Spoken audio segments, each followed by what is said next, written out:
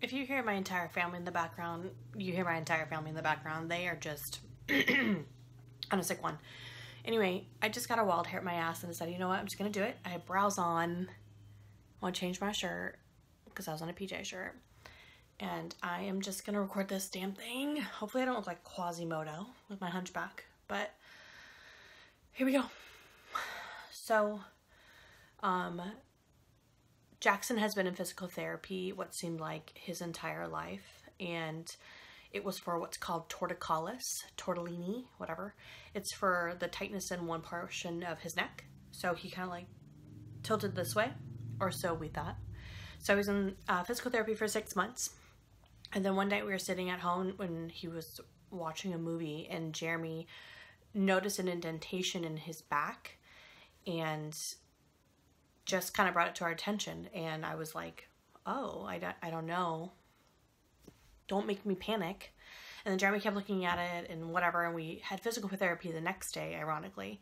And Jeremy brought it up to the physical therapist, and she said, oh, it's probably because we are focusing so much on one side that the muscular is getting stronger on that side. So it's looking like a bigger muscle. Okay. No. So we brought it to our pediatrician's attention, who referred us to the orthopedic surgeon, the top person in San Diego. So we went there. We waited for the referral. No big thing. I was like, he's not going to have scoliosis. My kid doesn't have scoliosis. Like he don't have scoliosis. So we get to the appointment, and I remember thinking to myself, I'm like, okay, I have to be at work when this is over, so I wonder how long it's going to take. I really hate doctor's offices. It's going to take forever. Sebastian's being a great boy. So many things running through my mind other than the fact that he could potentially have scoliosis.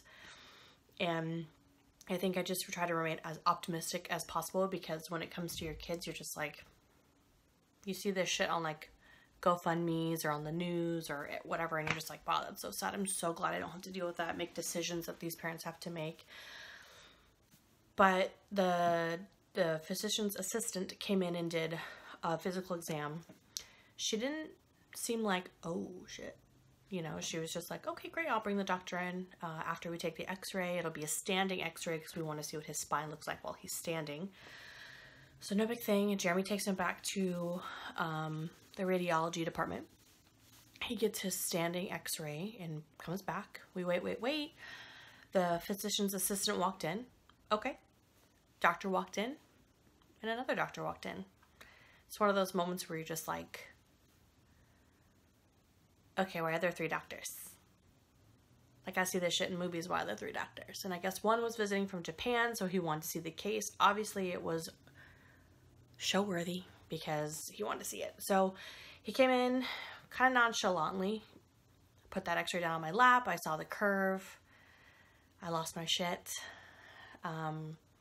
He still didn't utter the words that he had scoliosis. He was just kind of talking about what our game plan was, and that was going to be that Jackson was going to be in a cast for 9 months, and he was going to be put under for an MRI, and then his first cast, and they get changed every 3 months. I'm sure he said a lot more things, but I just didn't hear him because I was just sobbing my eyes out, because you automatically feel like, did I do something wrong? Did I lay on my left side when I was supposed to lay on my right side when I was pregnant? Like, what did I do wrong? So you just have this moment, and you just don't understand like how severe things are until you actually like go home and do the research yourself, because you really have to be your child's advocate and figure out all courses of action, and if we're taking the right one, and if he's actually the best doctor, and whatever. So, yep. Got the x-ray done, and then he put into the referral to have the MRI done and his first cast. How he explained the cast to us was that it was going to be super thin, and that it's new age, and it's going to be no big deal. He'd be able to take a bath with it. Cool. So we get the referral letter. Comes in the mail, make the appointment. I talked to 3 separate people who informed me of the appointment. That's it. Just the time. He can't eat past this time. Can't do this. Can't do that. Okay, cool. Great. So get the day off of work because he's going to be under an anesthetic, right? So he's going to be under an anesthetic for 3 hours. We just found that out like the day before. So we were like, okay, I'm Googling if that's normal, totally normal. Don't go on Google because don't go on Google. That's terrible. Anyway, so we get there, we check in, and when we check in, the lady doing the registration paperwork tells us, okay, so you'll be spending the night. I'm like, okay, I didn't know that. I didn't come prepared to spend the night for any of us. I have one bottle. My son hasn't eaten since 4 o'clock this morning, and that's because I set an alarm to wake his ass up and feed him a bottle because I knew he wasn't going to have one before and after the procedure for quite some time. I didn't have anything other than what he needed for after the procedure. So we were a little taken aback, but we said, oh, okay, we'll figure it out. My mom was flying in, so I figured, okay, my mother-in-law, Jeremy's mom, could go and get us stuff if we needed it. If we truly are going to spend the night, it'll be okay. No big deal, right? Okay, no big deal. I stayed in the hospital before twice, having 2 kids. It was actually fine. I love the fucking Cheerios they give you. I'm going to have fucking Cheerios when we get back. It's fine. It'll be fine. Wasn't fine. Anyway, so we get a little buzzer that looks like a fucking restaurant buzzer for your table.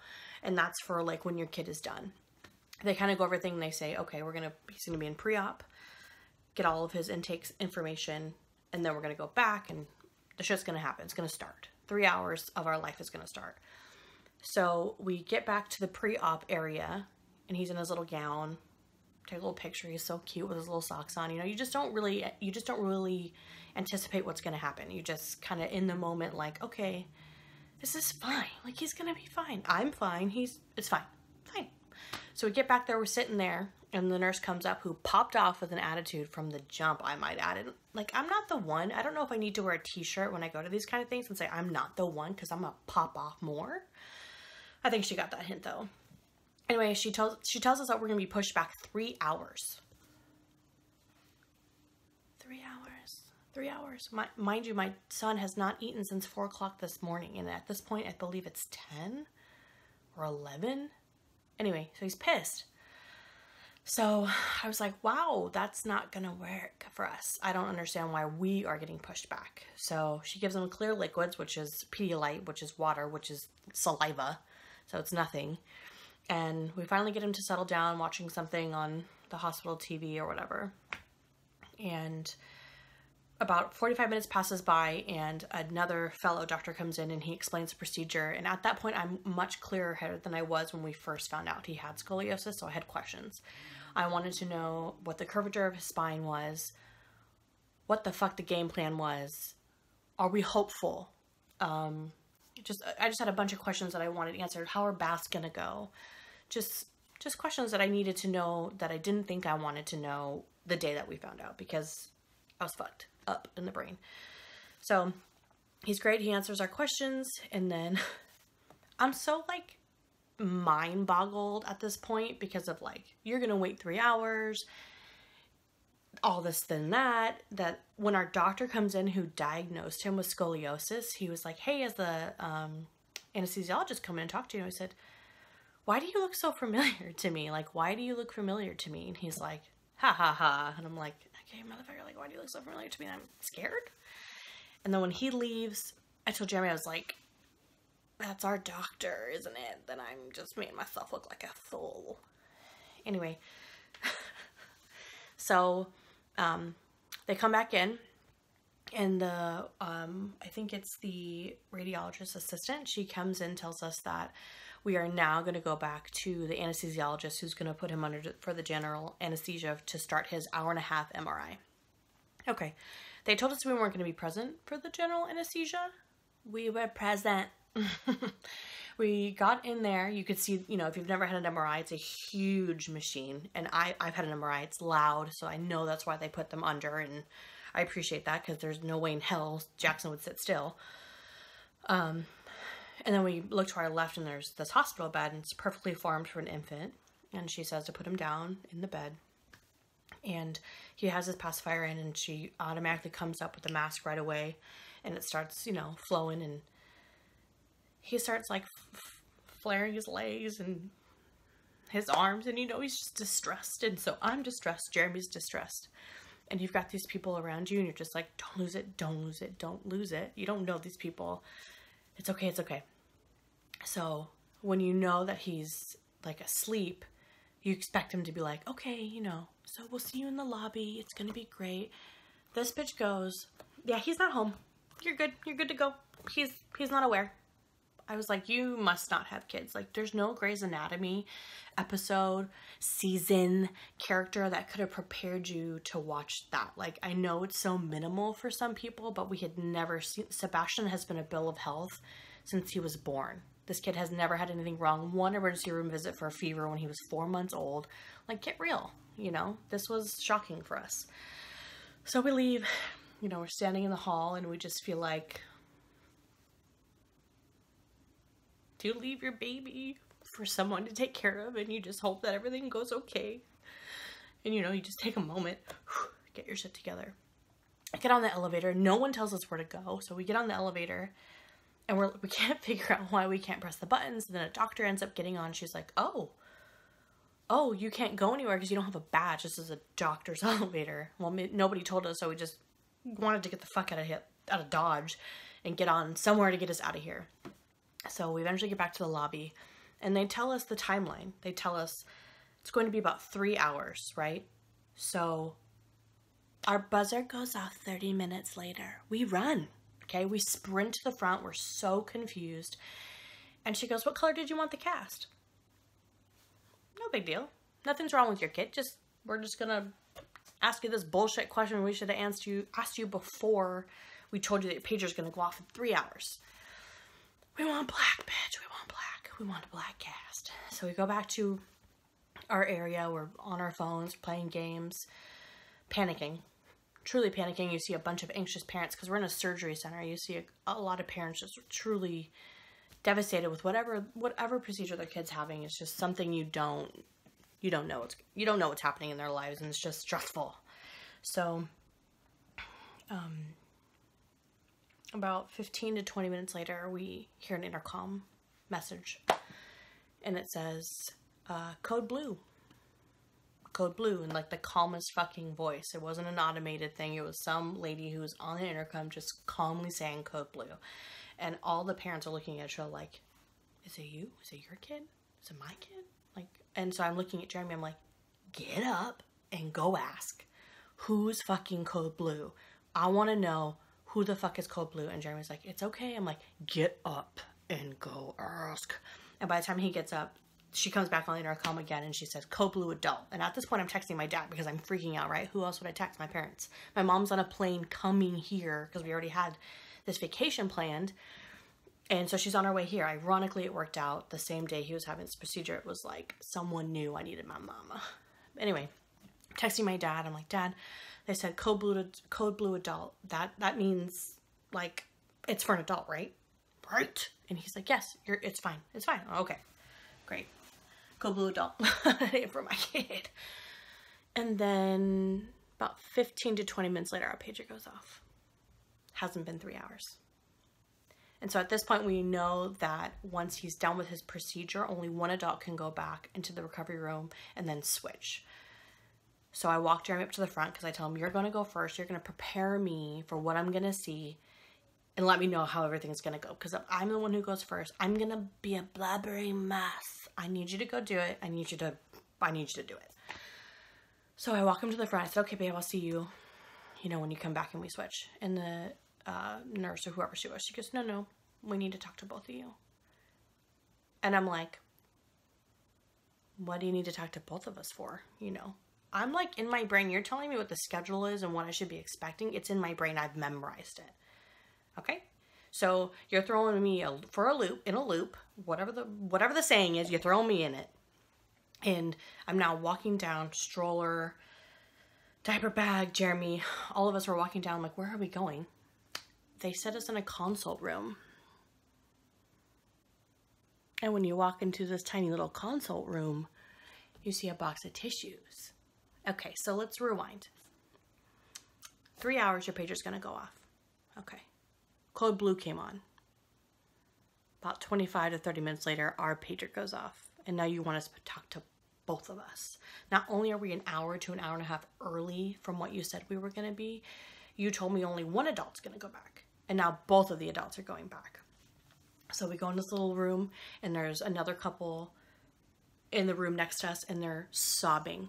Okay, there's a box of tissues at my table. I don't even sit down. I can't even explain to you what I felt. Anyway, I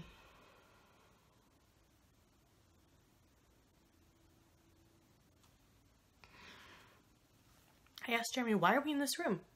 Why are we in a consultation room? Why are we in a consultation room? Why the fuck are we in a consultation room? I'm yelling at Jeremy. Jeremy's crying. I'm crying. We're freaking out. My body's going to explode. I'm preparing to explode. I stick my head out the fucking door. I said, why am I in an exam room? Why am I in a consult room? Why am I in a consult room? Why are there tissues? Why am I in a consult room? I'm freaking out. And the lady comes around the corner and she goes, the procedure's done. The doctor needs to come and talk to you. I said, okay, the procedure's done. Where's my son? And she said, the doctor needs to come and talk to you. I said, is my son okay? She said, your son's fine. He's fine. It's done. The doctor just has to come in and talk to you before you go see him in recovery. I literally fall into this woman's arms. I've never met or seen this woman in my life. I fall into her arms because she basically just told me what I thought in my brain. My son's not dead.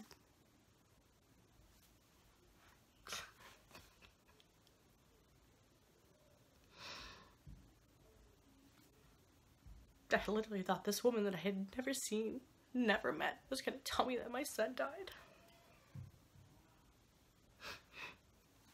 I don't think that I'm ever going to recover from how I felt in that moment, in that consult room with my husband and no child. I don't think I'm ever going to recover from it, and I don't think I'm ever going to recover from it. Anyway, the doctor comes in, and he tells us that everything went okay, and he didn't notice anything right away in his brain at all, which is great because they're looking for any neurological reasons as to why the scoliosis started to form, which is great.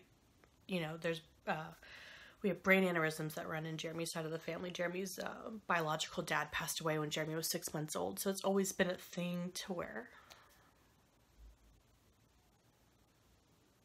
it's just been scary. So we are thankful for that. But they did notice on the lower part of his spine an area. I'm going to have Jeremy explain that to you. So hold on. So I said, I was talking about the portion of his spine that they noticed. So what was that? So essentially, it's at the end of the spinal cord, there's a small piece that sticks down, and the nerves start to branch off from that small piece, and they call it a piece of filament, essentially.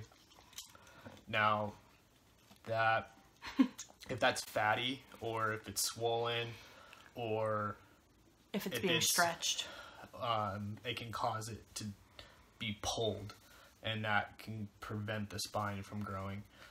Or from ever straightening. So if the neurologist deems that it needs to be taken care of, then they'll have to go in, make a small incision in the back and cut that small piece off that's fatty or swollen, and that'll release the tension in the spinal cord, which then will help the spine grow straight. Because if there's too much tension, then the bones start to grow out instead of up. Yeah.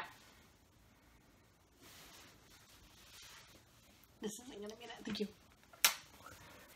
So yeah, honestly, when the doctor was explaining all this to me, I literally was still in a mindset of like, someone's coming in here and telling me my son didn't make it. So I didn't hear him. Again, I didn't hear him. So this is the same doctor who Jackson was diagnosed with. It's the same doctor who put the cast on himself.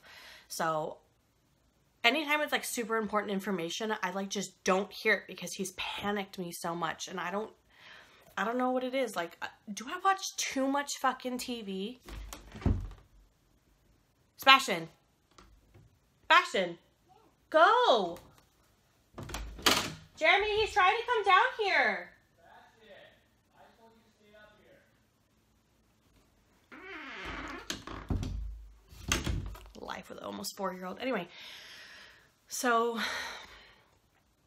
yeah, I mean, I didn't hear any of the like information other than him telling me my child is alive, which fuck the rest. Am I right? I mean, thank God he's alive because anyway, so they tell us it could take about an hour for him to recover, right? So that's what's added into the 3-hour chunk. Not that the procedure, the whole thing takes 3 hours. I wish they would have explained that. I also wish the nurse would have said, your son's all done. He's in recovery. Doctor's going to be in just a minute to talk to you. I know that it's routine and they see people all day long, but we don't have these procedures done every day. So we don't know, right? So the only recommendation I have to the staff is to really treat each person a little bit differently and maybe put in your sentences that my kid's okay. Like, start with that because the rest is okay. As long as he's okay, we'll fix, pay for, do whatever we need to do for the rest of it. So that's my tip. So eventually we're able to go back. Again, I let Jeremy go back first because I really need him. He's like my strength. I need him to look me in the eyes and tell me that it's going to be okay, that what I'm seeing is going to be okay. 25 minutes goes by, 30 minutes goes by. I finally text Jeremy. I'm like, motherfucker, this is torture. What is happening? Did they take your cell phone away? You can't tell me how things are going. He eventually sends me a picture and it's him holding a cup of apple juice in his new cast. My second favorite time ever seeing him. Really second favorite time. Every day is a blessing to see him, but first time they put him on my chest and to see that picture, he was good. And that was great. Eventually they let me go back because it was taking too long for our room to get settled and they didn't want me to wait anymore, which I appreciated. I got back there and Jeremy's there and Jackson's there and he's laying there and I got to touch him and feel him and it was great. There was some drama with our room. I don't really know what it was, but they showed us the odds and ends of his cast. They let us know that while the cast was being put on, some motherfucking nicked him. So he had some type of band-aid on. They used moleskin around his cast to essentially make it a bit softer for him. We're brand new to this. We don't know, right? So we're just like, yeah, great. That sounds great. Cool. Like, my baby. So eventually we get up to the room. And when we get to the room, we realize we're sharing a room. We're sharing a room. And it's a tiny little room. And it's only 6 p.m. And when we come in, you know, I have high anxiety. And obviously my anxiety was through the motherfucking roof that day. And I immediately started, I'll be honest with you, I immediately started talking shit about this family next to us because their child was so loud. And I get emotional thinking about it because you'll understand when I tell you. Their child was so loud and I'm just like, my son just had this, in my eyes and in his world, a major procedure and he's not fully awake and he has just projectile vomited on my husband and we have no extra clothes and he hasn't eaten for 16 hours. Like, it's just been a night. So we realized that we're sharing a room and this is our reality for the next, who knows when we get to go home. But this kid was screaming and his family seemed to just kind of let him. And I was like, okay. So eventually my mom and Jeremy's mom got there after they picked up my mom from the airport. It was great to see my mom for like 10 minutes. And my mother-in-law, she actually had stopped by our home and bless her heart, only brought me pajama pants and nothing for Jeremy. And so I decided to stay in my clothes and kind of just do that with him. But we did get our laptop, which was great. We were able to put on Moana and that helped for a little bit, but he was pretty out of it. They needed to give him pain medication and Valium for his anxiety because he was pretty high strung and he was pretty anxious as well as both Jeremy and I. So it was good that he had that.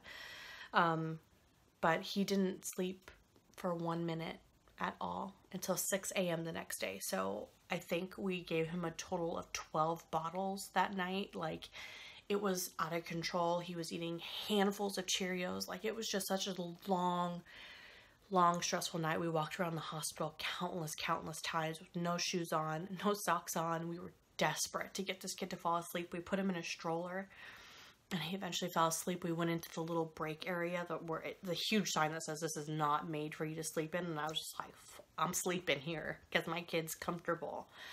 Our nurse was amazing. Very attentive. She broke the rules, didn't break the rules for us a little bit, a couple of times. She was great. She was really great and we really appreciated her. It was tough to get through that night without her. So 4 o'clock came around and I felt a little bit of crampage. Okay. So I go to the bathroom and what happened? I started my period. I started my period 3 weeks early. 3 weeks early. My body was in so much stress. I've never in my life, this has never happened to me. I started my period 3 weeks early in a full 5-day period. It was awful. So I had to ask the nurse, like, do you have any fucking pads? Do you have any tampons? And so, of course, they give you what looks like a fucking tree branch. It's as hard as a rock. Just shove it up there. Anyway, I felt accosted by this tampon. So anyway, moving along. Finally, 6 o'clock in the morning rolled around. Jackson finally went to sleep. Thank God. About 6:15 rolled around and our neighbor woke up loudly. Thank God Jackson didn't really seem fazed by it. He stayed asleep for about an hour and a half. And then the mom of this child came around and ironically, we were in a room with another child who had the same cast and had the same procedure. Just recently, but he was in there, to have his leg worked on because his legs hyperextend upon other medical things that he had going on, and I immediately felt so terrible for thinking, like, these people are just letting this kid scream, like, he can't help it. He has no idea. And I eventually got to look at him and I just felt so terrible that I even thought about, like, get me out of this room. Like, I will pay whatever it is to get out of this room, you know? And, like, I'm thinking, like, oh, these parents are just, like, not, like, fixing the problem, not telling him to, you know, calm down, it's okay. And, like, I could take a fucking lesson from this mom. Like, she is so much stronger than I could ever be. And I'm grateful that she was there because she came around and introduced herself. Told us that she had been there and she felt so bad that we had to go through this because she knows what it entails. And it was just so comforting to know that, like, in that moment, we weren't alone. And that was cool. And he just wouldn't stop screaming that he wanted to go home. And it's like, this little boy has been in this hospital for his whole life. And you just... I can't imagine a life like that. And the lady, that family's nurse, like, oh, wouldn't you know you're ever gonna have any more kids? And she says, you know, we figured we got it right the first time. Why would we go for another one? Like,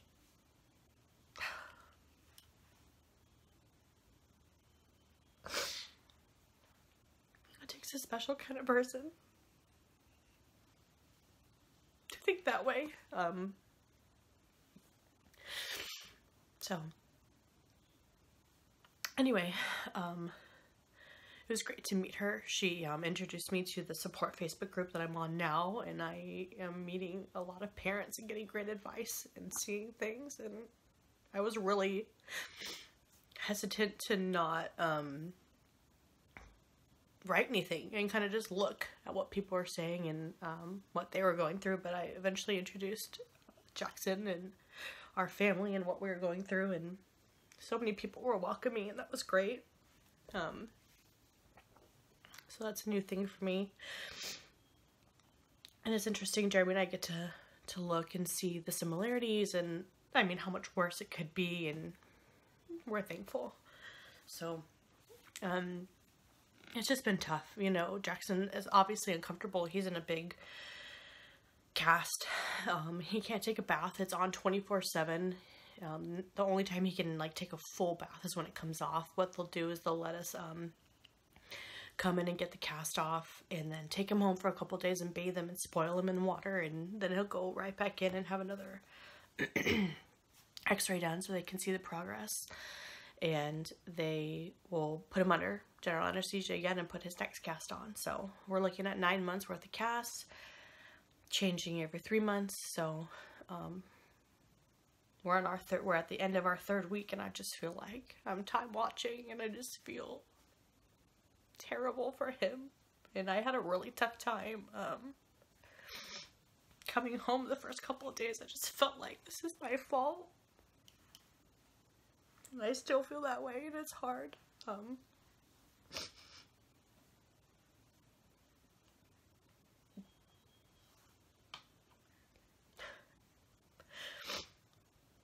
I cry a lot, and I feel like I'm not there for Jeremy.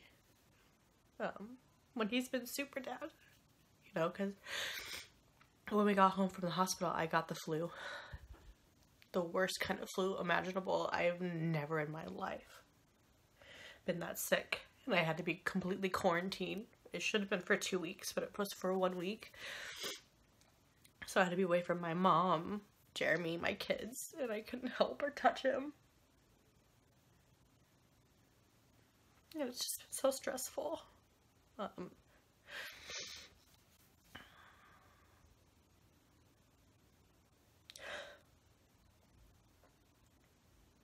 You just wish you could do it for them, you know, you wish you could, just do it for them. And I'm so glad we caught it early, and, we're super hopeful, so that's good, and Sebastian's so great, and we're trying our best to, spend time with both, and not treat Jackson so differently, but it's hard because you just want to baby him, and you just want to let him do whatever he wants, because he's so miserable sometimes, and he just feels so bad because he's teething, and we're weaning him off bottles, and it's been tough. So, but one thing that helps me is, you know, before this procedure happened, I asked a friend who I met on the internet. She's an artist. She's an amazing artist, and I had her do a drawing for me of a replica of Jackson's spine, but I wanted positivity coming off of it, so flowers and whatever else she thought could go. I trusted her, and I needed something to look at. It was positive, and when I saw it, it was so beautiful. And she sent me the original copy along with a note, and I recently told her this, but I keep that note in my drawer at work because it's probably one of the most beautiful written notes I've ever received. And it just talks about her personal struggle and her health issues, and at the very end of it, at the bottom, she reminded us to please not see Jackson's diagnosis as a burden, but a really beautiful way to grow.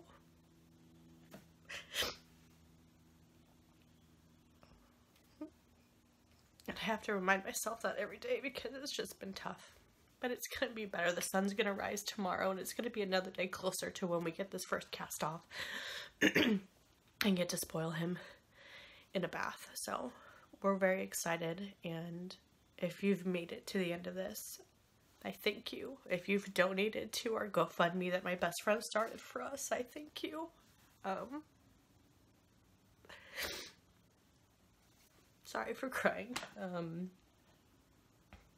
I'm hoping that the next video, the next update is great, and I'm hoping that it's tears of joy rather than tears of anguish because it's just been so tough, and it's been tough, but we're hopeful. We're in this together. We're a family, and we're gonna get back on track one day. I know it. Just hang in there, babe. We'll get back on track. Bye, guys.